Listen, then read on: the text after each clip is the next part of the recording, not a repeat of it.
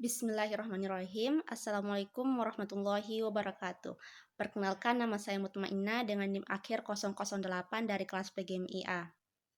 Pada video kali ini saya akan menjelaskan tentang materi teknik penyusunan karya tulis ilmiah.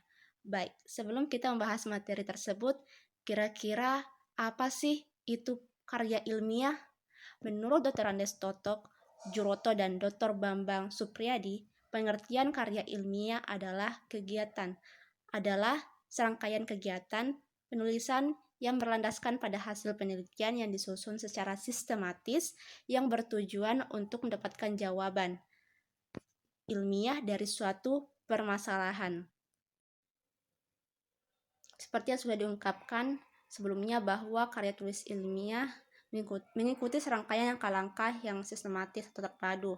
Sebuah karya tulis ilmiah terbagi dalam 3 bagian, yakni pendahuluan, isi, dan penutup atau kesimpulan. Pendahuluan.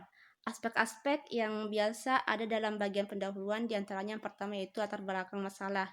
Pada bagian ini, penulis harus meramu landasan empiris dan teoritis secara rundut yang mengkerucut kepada fokus permasalahan yang akan dideskripsikan lebih lanjut dalam tulisan tersebut. Alangkah lebih baik apabila pada paragraf awal penulisan berangkat dari fenomena kontekstual atau fenomena alamiah yang akan menghantarkan pembaca kepada fokus masalah. Selanjutnya diramu dengan argumen-argumen para ahli serta dukungan yang menekankan pentingnya produk karya tulis ilmiah perihal masalah yang akan menjadi fokus penulisan. Kemudian yang kedua, rumusan masalah dan batasannya. Rumusan masalah sangat penting untuk memperjelas arah pembahasan dalam karya tulis ilmiah yang akan dibuat. Demikian pula dengan batasan dan gambaran masalah serta harus diidentifikasikan dan dirumuskan ke dalam bentuk pertanyaan serta dibatasi menjadi pertanyaan yang spesifik sebagai gambaran fokus penelitian. Hal tersebut sangat penting agar proses penelitian dan pembahasan tidak terlalu meluas kepada hal-hal yang tidak penting dan tidak beririsan langsung dengan tujuan penelitian. Kemudian bagian ketiga itu C, tujuan dan manfaat. Tujuan dan manfaat dihadirkan untuk memberikan gambaran tentang maksud dilakukannya penelitian dan penulisan karya tulis ilmiah, serta memberikan gambaran tentang nilai yang tersimpan di balik tulisan tersebut yang dapat diambil manfaatnya oleh para pembaca.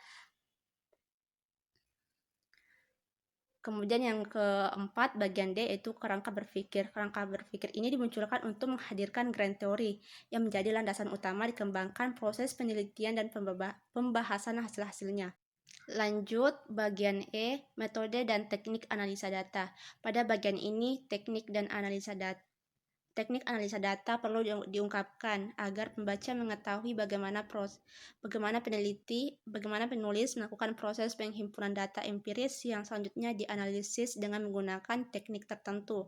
Teknik analisis juga perlu diungkapkan untuk meyakinkan tentang validitas data dan keabsahan prosedur pengolahan data empiris hingga terformulasikan menjadi bahan dasar dalam menyusun teori hasil penelitian. Kemudian bagian F, sistematika penulisan. Sistematika penulisan dimunculkan sebagai gambaran alur penulisan yang akan disajikan oleh penulis dalam laporan hasil penelitiannya. Struktur sebuah tulisan ilmiah secara umum sebagai berikut. Pertama, cover judul. Kemudian kedua, lembar pengesahan. Ketiga, abstrak. 4, kata pengantar. 5, daftar isi. 6, daftar tabel. 7, daftar gambar. 8, daftar lampiran. 9, pendahuluan. 10, tinjauan teoritis. 11, metodologi. 12, pembahasan hasil penelitian. 13, kesimpulan dan saran. 14, daftar pustaka. 15, bibliografi penulis. Kemudian kita selanjutnya yaitu bagian isi. Bagian isi atau biasa disebut dengan main body secara umum meliputi landasan teoritis, metodologi, dan pembahasan. Landasan teoritis mengurai tentang fokus masalah tulisan dalam perspektif teori. Argumen-argumen para ilmuwan baik berupa hasil penelitian terdahulu maupun hasil dari proses nalar para ilmuwan yang memfokuskan diri pada disiplin ilmu yang terkait. Kemudian yang ketiga yaitu penutup atau kesimpulan. Sebagai penutup, pada bagian ini peneliti harus memberi simpulan dari hasil penelitiannya. Banyaknya simpulan harus konsisten dengan rumusan masalah. Jika rumusan masalah terdapat hanya 4, maka simpulan juga 4.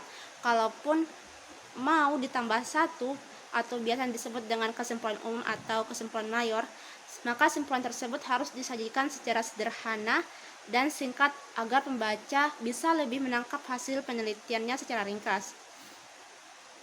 Sekian dari saya. Wassalamualaikum warahmatullahi wabarakatuh.